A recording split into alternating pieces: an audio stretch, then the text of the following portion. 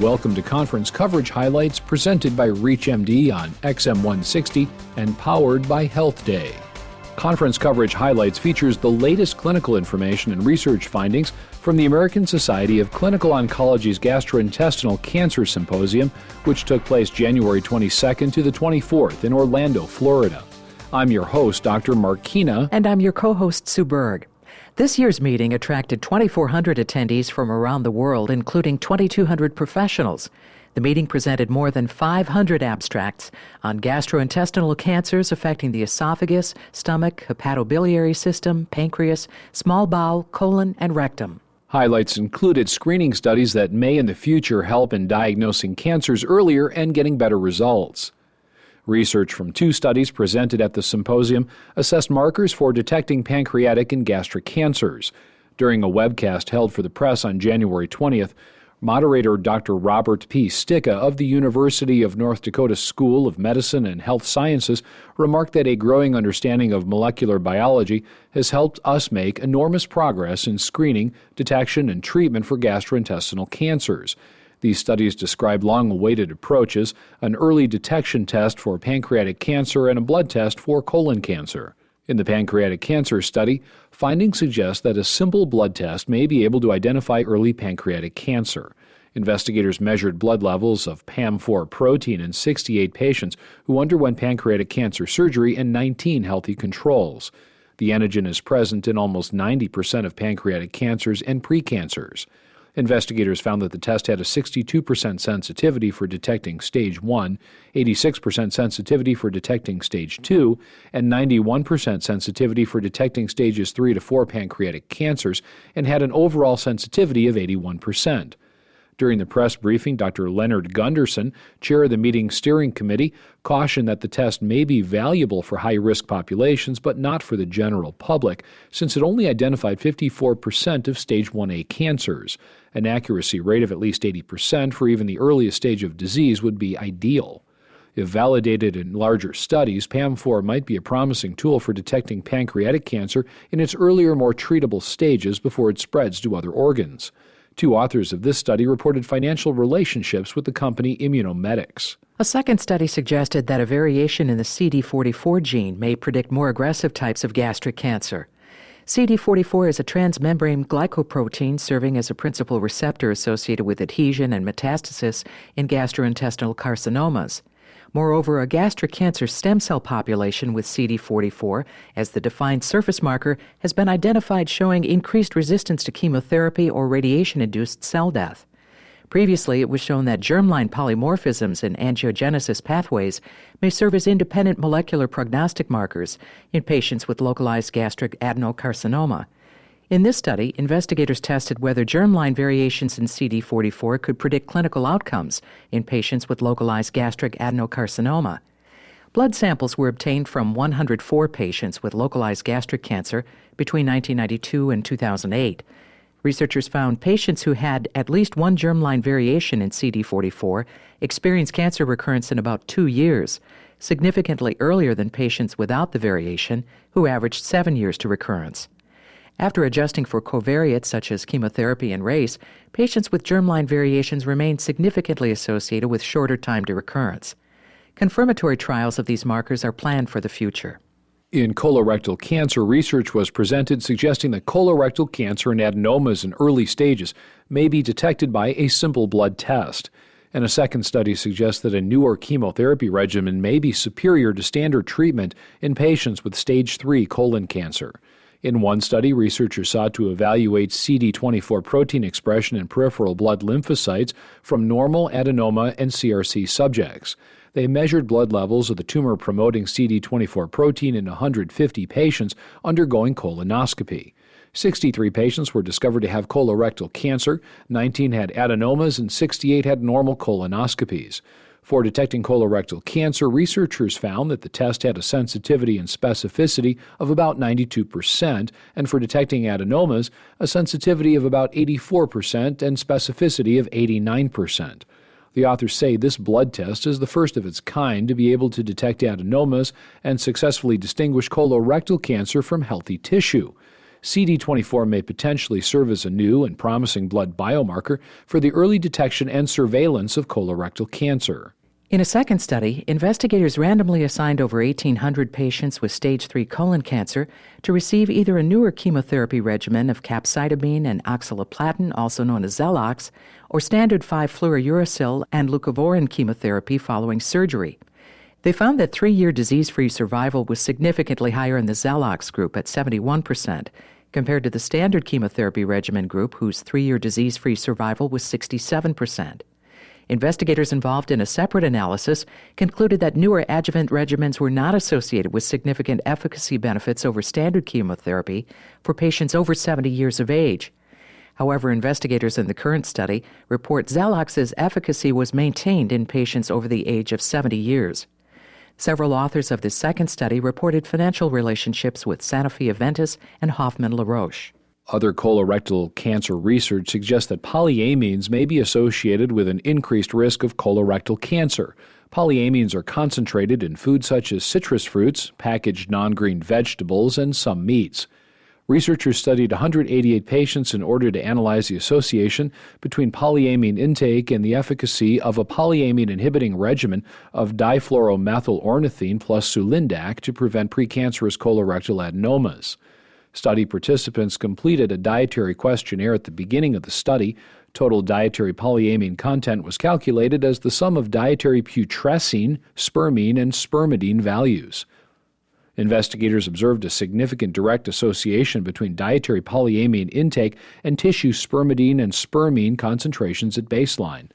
Compared to patients with the lowest polyamine intake, researchers found that those with the highest intake were significantly more likely to present with advanced adenomas, defined as adenomas larger than 1 centimeter, villus histology, high-grade dysplasia, or multiple adenomas. They also found that the polyamine-inhibiting regimen of DFMO plus sulindac was associated with a reduced adenoma risk only in patients with a lower polyamine intake. The authors conclude that controlling dietary polyamines may be an effective strategy for preventing the occurrence of colorectal adenomas and colorectal cancer. Other highlights of the conference included a Japanese study comparing surgery for certain forms of esophageal and gastric cancer using a standard left thoracoabdominal approach with a less invasive transhiatal approach. 167 patients were randomly assigned to either procedure. Following surgery, no adjuvant treatment was permitted until recurrence. Median follow-up time was about 7.5 years. The primary endpoint of the study was overall survival. Postoperative morbidity, mortality, respiratory function, and symptom scores were also evaluated. Investigators expected the standard approach of surgical entrance through the ribcage and abdomen would lead to better outcomes, but the study showed the opposite. With a more conservative transhiatal approach, 5-year survival was 51%, versus 37% with a more aggressive, less thoracoabdominal procedure. Investigators also reported significantly more deterioration of respiratory function, decreased body weight, and increased symptoms observed after the standard surgical approach than with the transhiatal approach. Results were presented from the first clinical trial of TNF-arrayed biologic for locally advanced esophageal cancer. TNF is an adenovector containing the gene for tumor necrosis factor A. Despite neoadjuvant therapy and aggressive surgical resections, the prognosis for esophageal cancer remains poor. In this multi-center dose-escalating study of 24 patients, investigators found that TNF in combination with chemoradiation and cisplatin resulted in increased survival compared to historical controls. Efficacy endpoints included pathologic complete response rate and survival. The overall median survival for the entire cohort was 47.7 months. Literature review of historical controls indicate a range of median survival from 9.7 months to 34 months.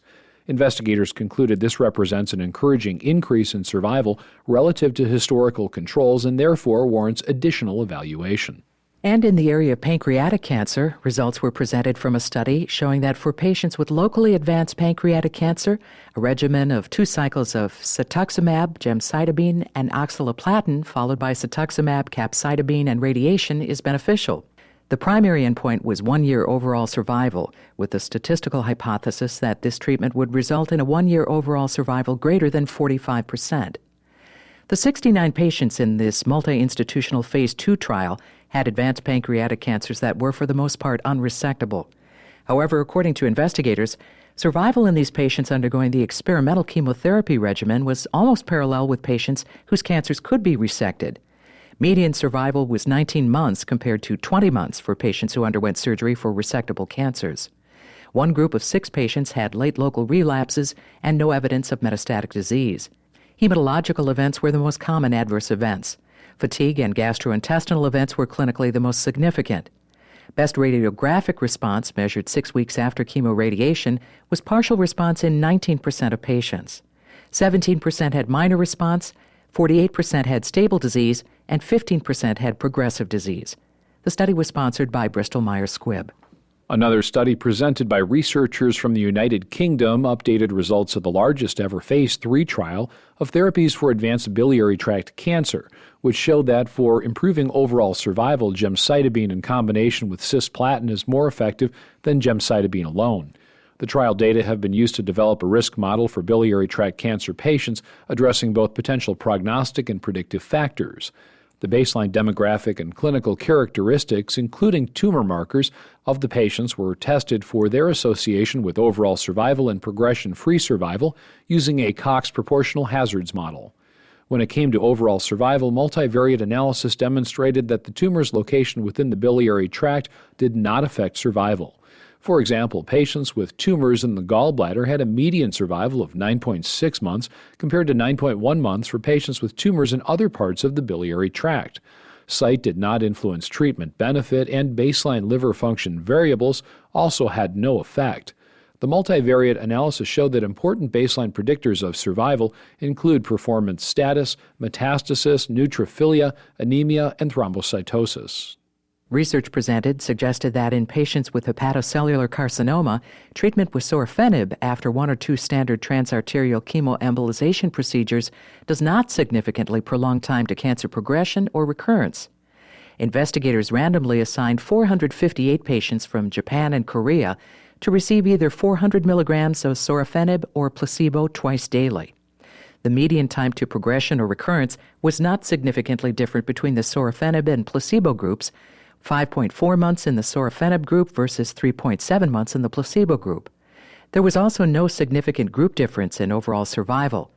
However, several exploratory secondary analyses suggested sorafenib may be beneficial. One analysis showed a median time to progression or recurrence of about 7 months in the sorafenib group compared to about 5 months in the placebo group. The authors concluded the time to progression or recurrence was not significantly prolonged in these patients treated with sorafenib, potentially because of a greater rate of discontinuations or because of shorter durations of treatment. Research presented on a treatment for renal cancer suggests that in treatment-naive and cytokine pretreated patients with advanced and/or metastatic renal cell carcinoma, the oral angiogenesis inhibitor pazopanib may be an effective treatment. The study was presented at the Symposium and concurrently published online January 25th in the Journal of Clinical Oncology. Investigators randomly assigned 435 patients to receive oral pazopanib or placebo. 233 patients were treatment naive and 202 had been cytokine pretreated. The researchers found that pazopanib was associated with a significantly prolonged overall median progression-free survival of about 9 months, compared to about 4 months with placebo. The result was similar in both the treatment-naive subpopulation, which had a survival time of 11 months when treated with pazopanib, versus 2.8 months with placebo, and the cytokine pretreated subpopulation, which had 7.4 months of progression-free survival versus 4.2 months with placebo. Adverse effects associated with pazopanib included diarrhea, hypertension, hair color changes, nausea, anorexia, and vomiting. However, the researchers found no group differences in measures of quality of life. The authors conclude that these findings support the continued evaluation of pazopanib's efficacy, safety, and impact on quality of life in this patient population. They note that a Phase 3 trial comparing pazopanib monotherapy with sunitinib in treatment-naive patients with advanced and/or metastatic renal cell carcinoma is ongoing. Several authors reported financial relationships with GlaxoSmithKline. Thank you for listening to conference coverage highlights from the American Society of Clinical Oncology's Gastrointestinal Cancer Symposium, which took place January 22nd to 24th in Orlando, Florida. Conference coverage highlights is a presentation of ReachMD Radio, broadcast on XM 160 and by live stream at reachmd.com and powered by Health Day.